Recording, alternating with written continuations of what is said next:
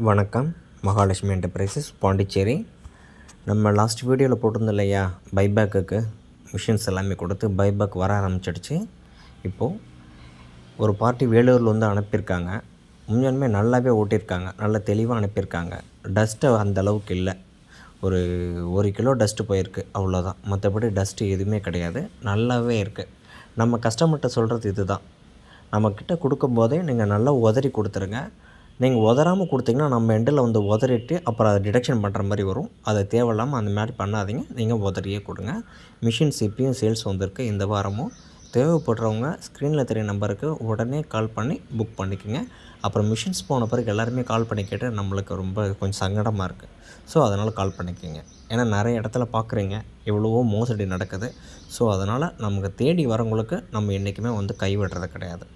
அதனால் நம்ம மிஷினை கொடுத்துட்டு பைபேக்கும் கொடுக்குறோம். வணக்கம்.